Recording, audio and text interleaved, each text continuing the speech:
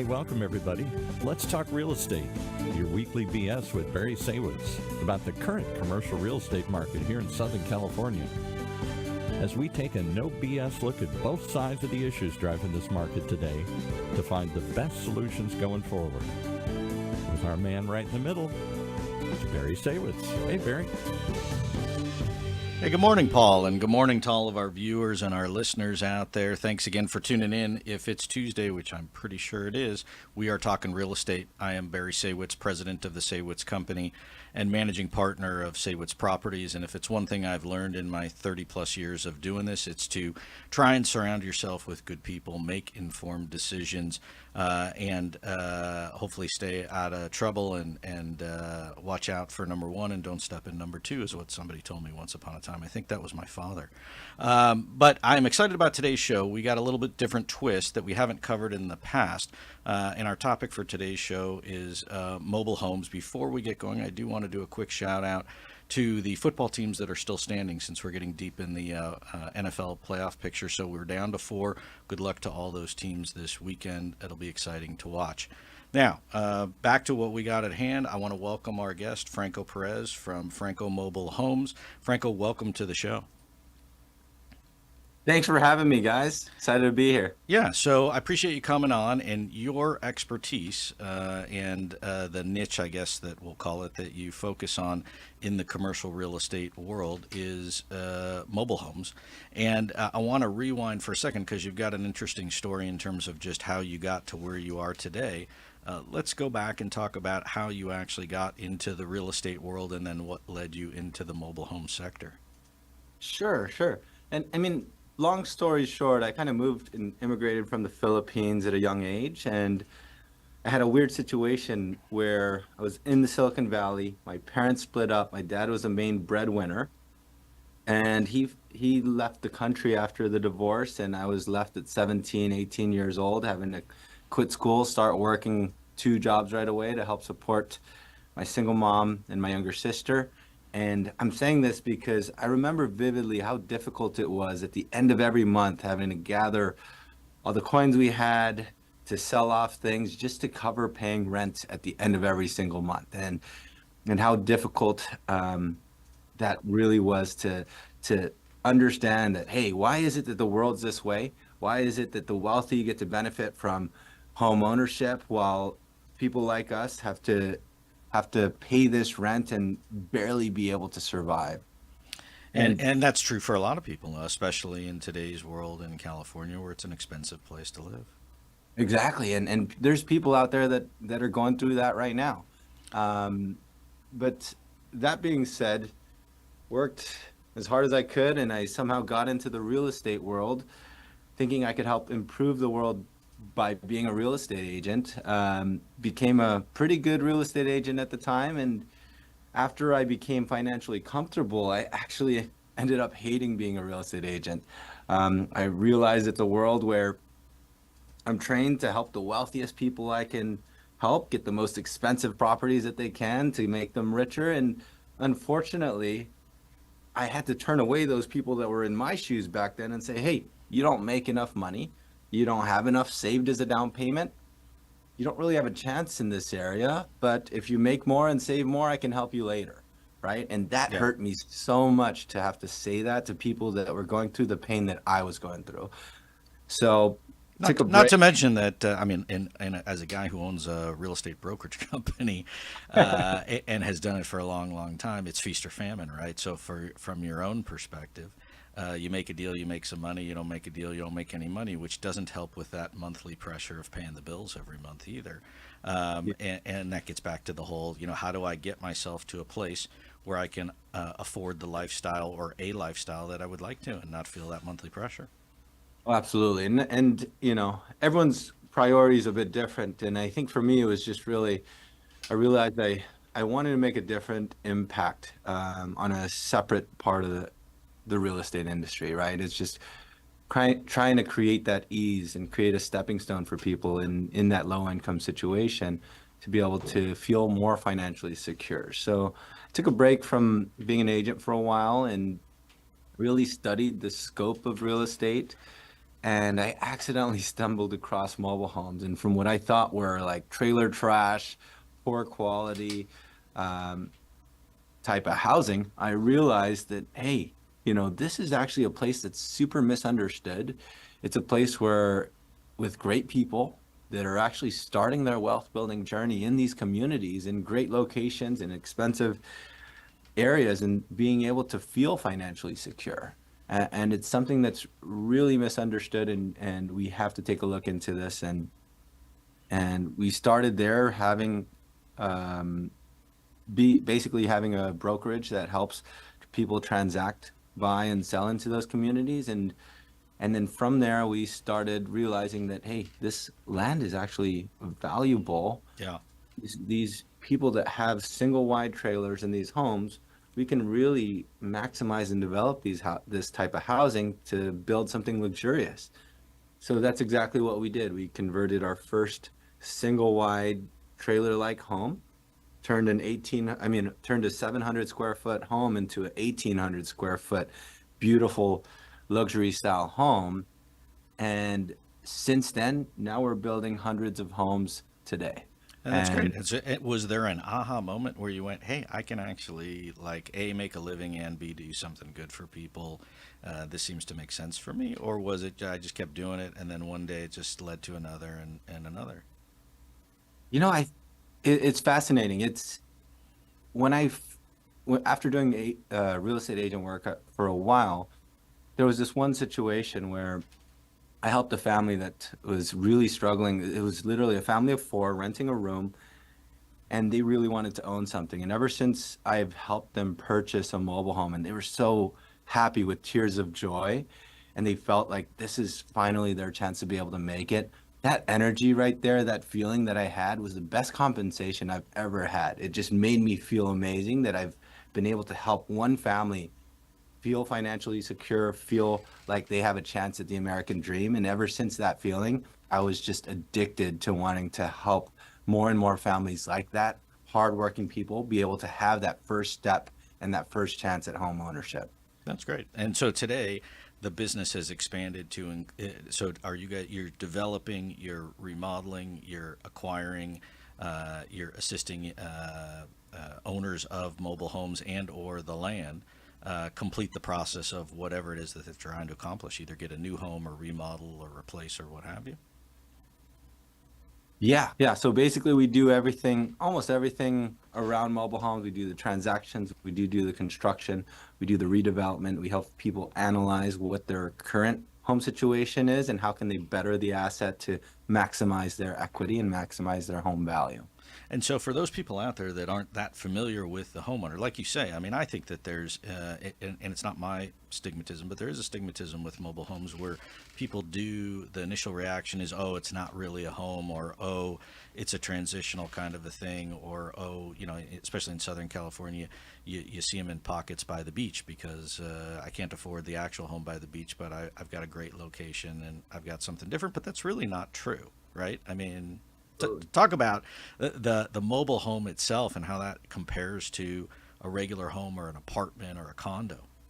Oh, it's been my huge battle, not just with the general public, but also with government entities and that sort of thing. But I think it really stems down from our current only association with what mobile homes and mobile home parks are what we see in the movies and TV shows. And I was the same, right? And because we always see in the movies are poverty, drug dealers, low quality homes, that's what we think mobile homes and mobile home parks are.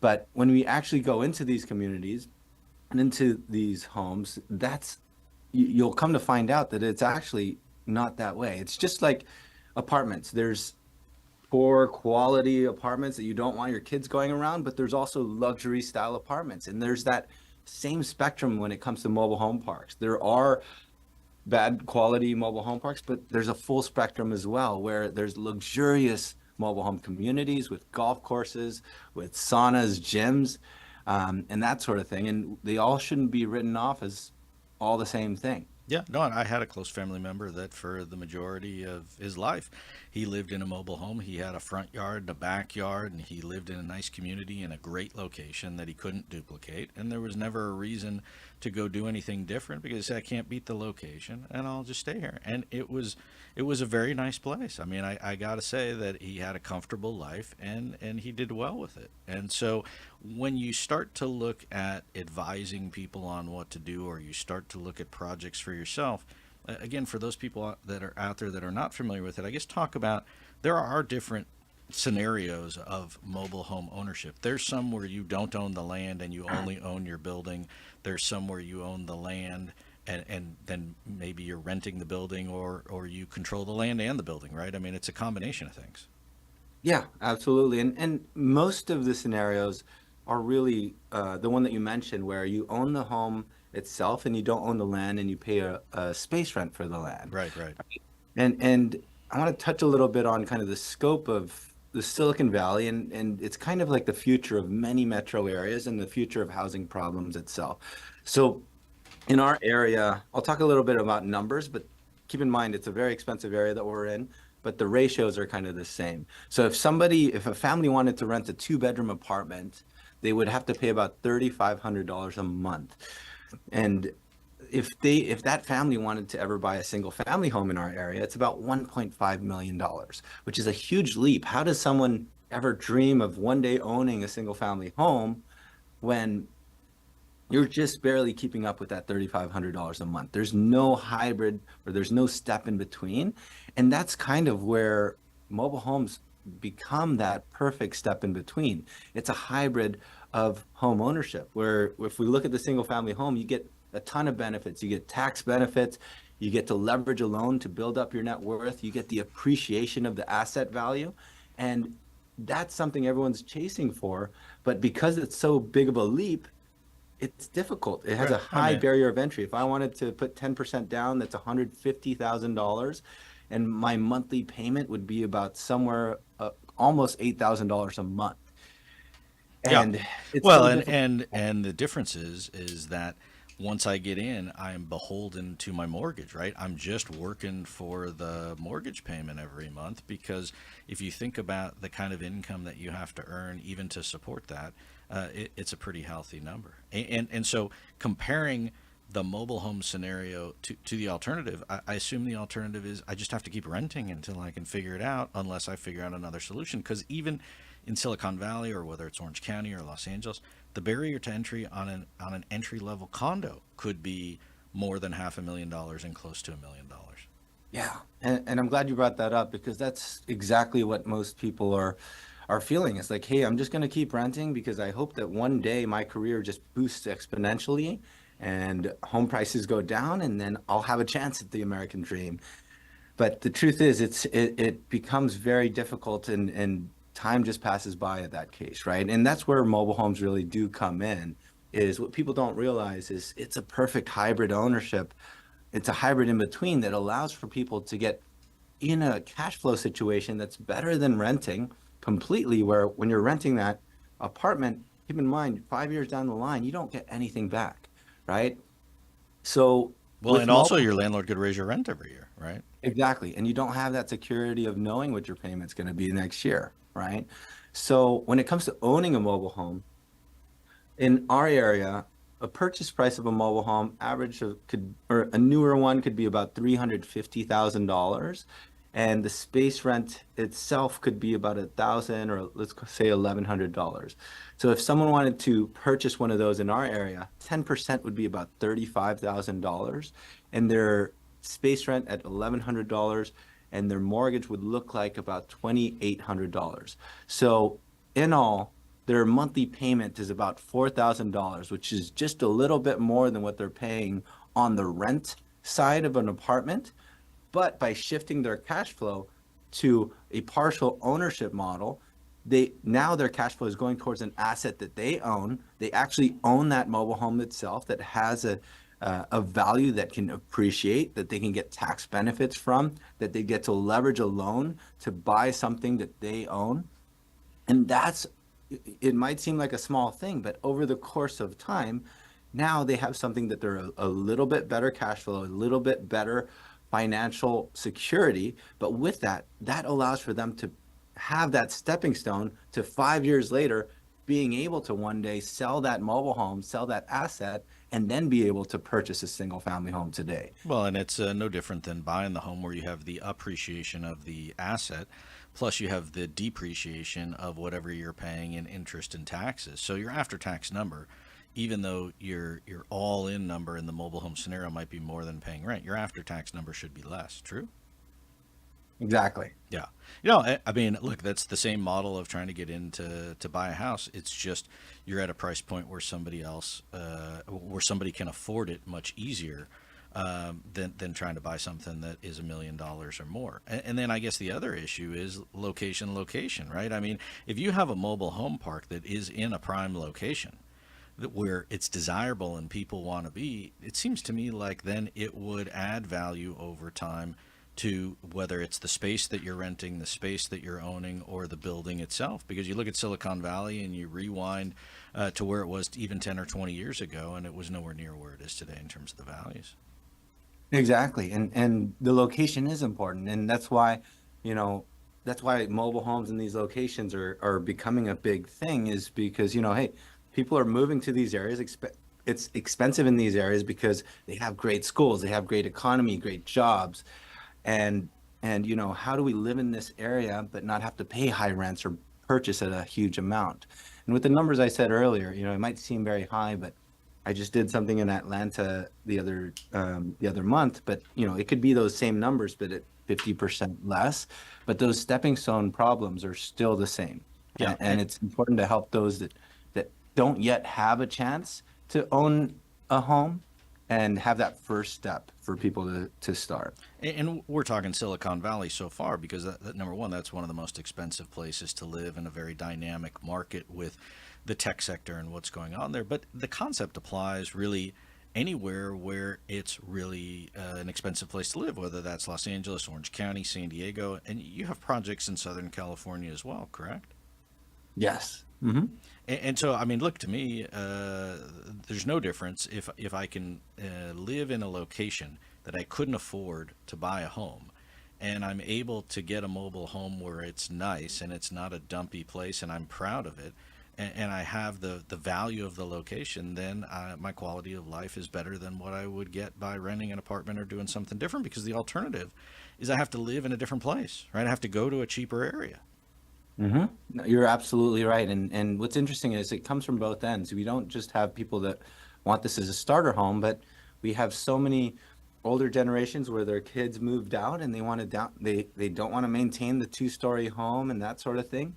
So they'll go into a mobile home that's of very high quality, and like you said, their quality of life in these communities, they actually have a sense of community where they get to know their neighbors, they have events and that sort of thing. And it is really an upgrade for so many people as far as their lifestyle as well. Right, and I think it's an opportunity that makes sense for someone on the way in, and like you say, someone, I don't want to say on the way out, but on the who's on the latter part of their life, who's doing the downsize. We own a bunch of apartments out in the Palm Springs, Palm Desert area, and it's interesting because we had two people in the last 2 months that said, "Hey, I bought a mobile home, and you know, I'm not going to renew my lease and I'm going to move." And I asked them and I said, you know, why did you decide to go that route? And they said, because you know, the rent keeps going up all the time, the market is increasing, there's limited numbers of opportunities, and I actually got a bigger place for the same or less amount of money at the end of the day, and I can control my own destiny. And so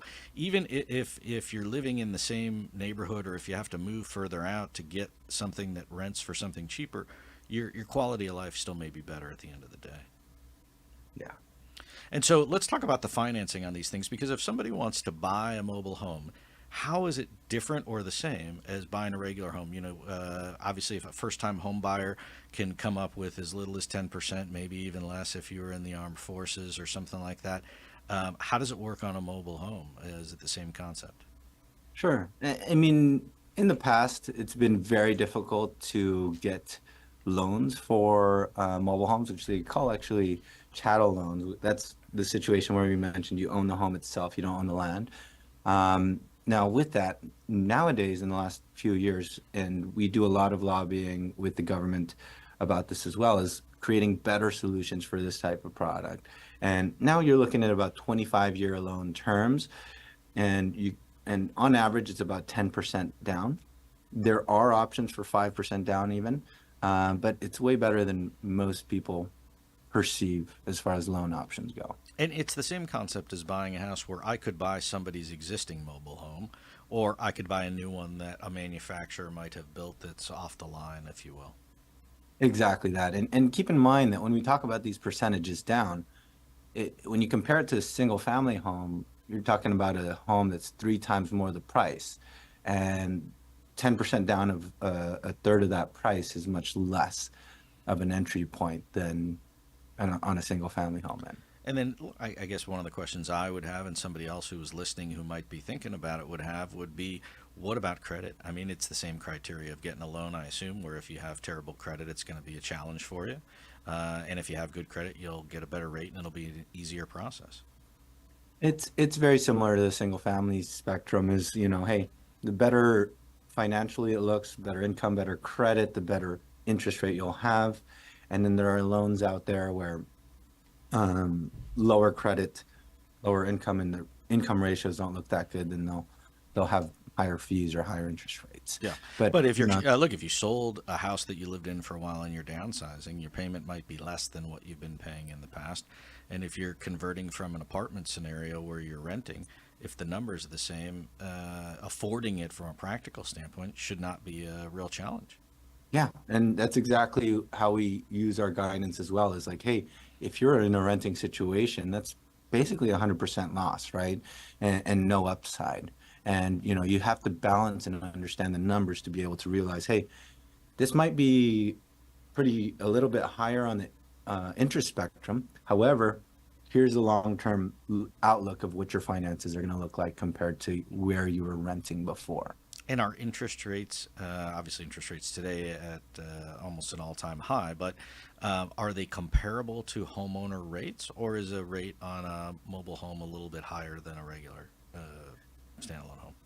It's always going to be a little bit higher, but typically it's about 1% higher than where you'll see single-family homes interest rates at. And has the interest rate environment slowed the mobile home market in the same capacity that it sort of slowed the residential home sales market as a whole? What's fascinating is that the lower or the more difficult it is to purchase real estate, the more people are being open to mobile homes, and that's kind of the trend that we're seeing. Because what else are there alternatives? Right. And That would kind make of sense. part of our growth. What about the useful life of a mobile home? I always hear, like if I bought an existing mobile home, maybe it needs a bunch of work. Maybe one day it falls apart and it looks like the thing we saw on TV. How in today's world, how long is a new home built to last?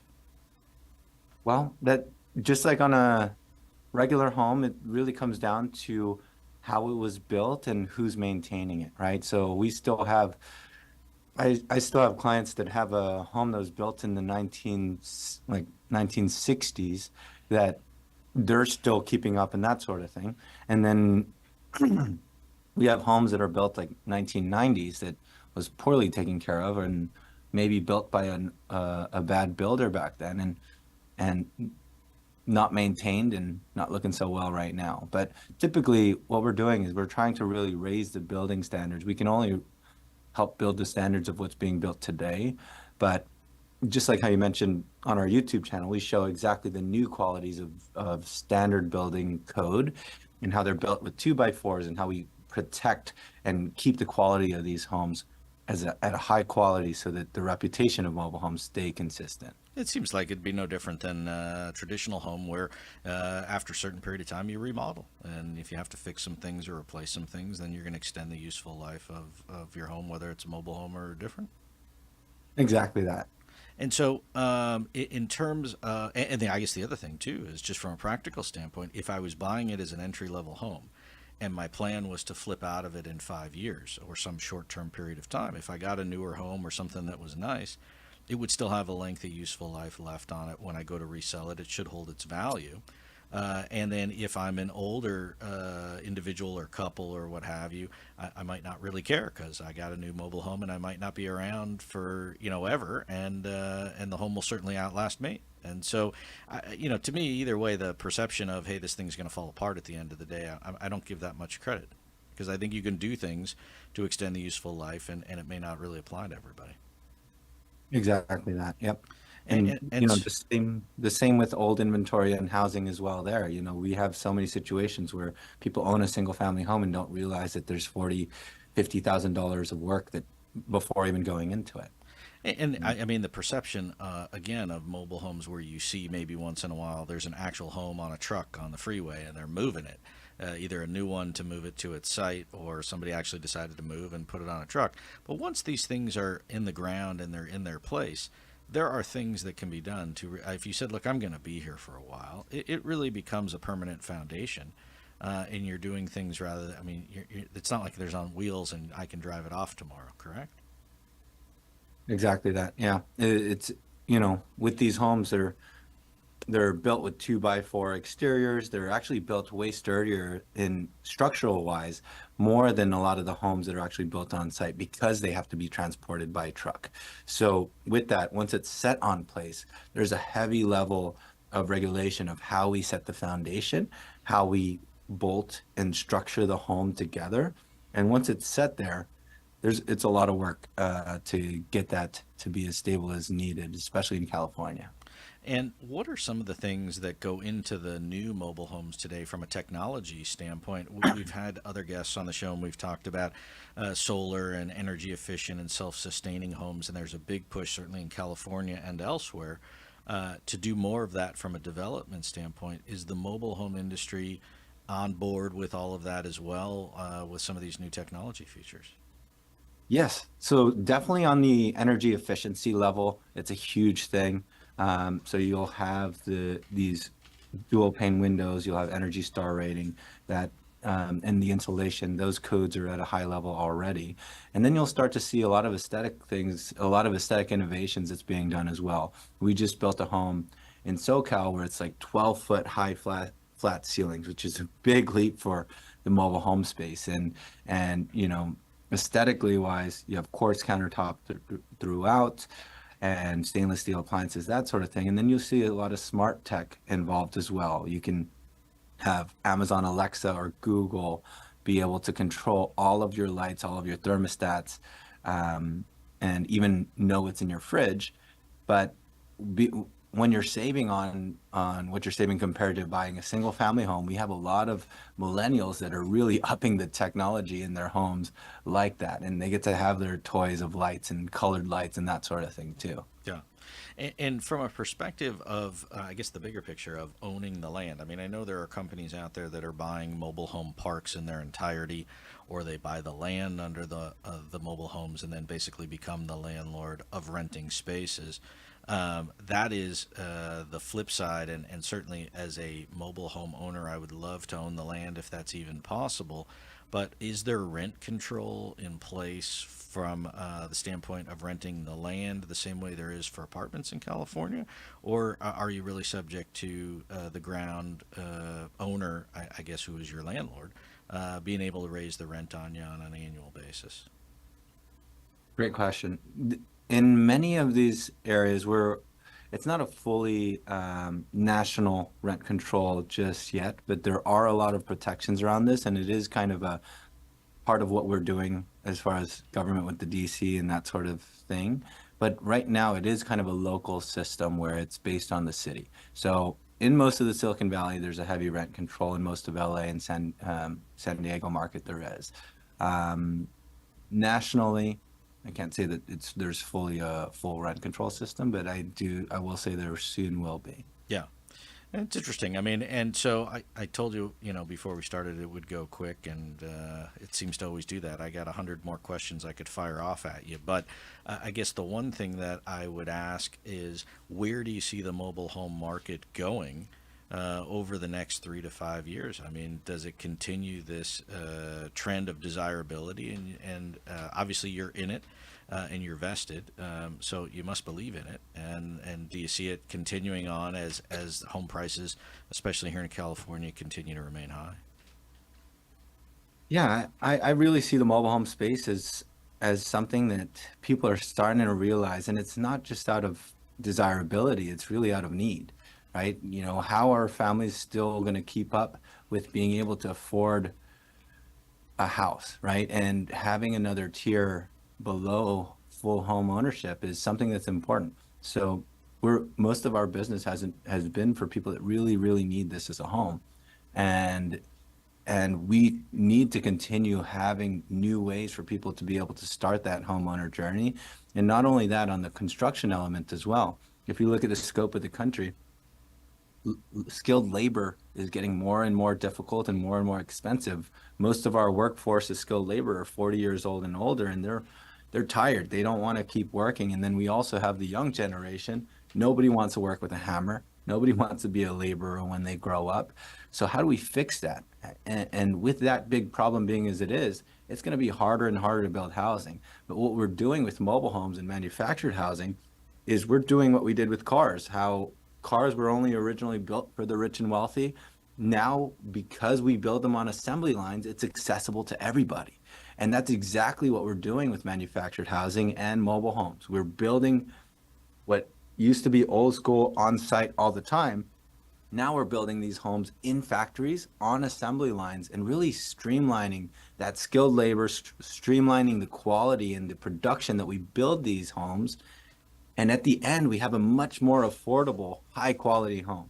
And if we don't innovate now, we're not going to be able to keep up with how fast prices are rising. And it's the way I see it, it's really the only way to keep housing affordable. Yeah, makes sense. And so how can people find out more about you or your company in terms of the YouTube channel or website or how to reach you? Yeah, all of our links are at www.franco.tv. There you can see our 3D tours of the homes. You can see how these homes are built. You can see stories of families that have actually boosted their life through mobile homes and how beautiful the communities are too.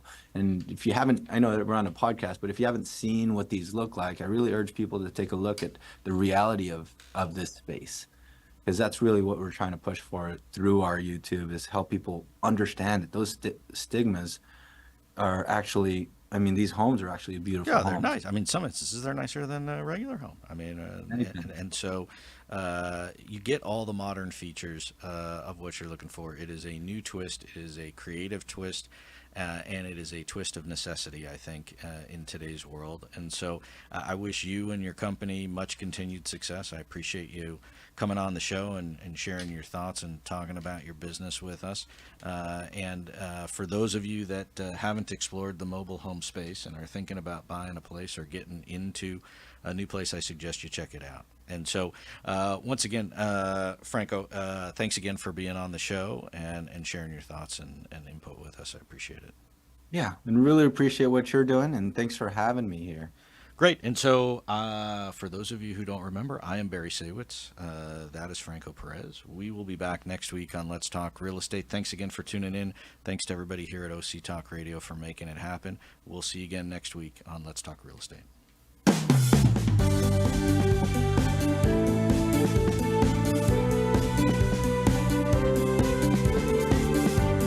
Well, there you have it. You've been listening to Let's Talk Real Estate, your weekly BS with Barry Saywitz about the current state of the real commercial real estate market right here in Southern California.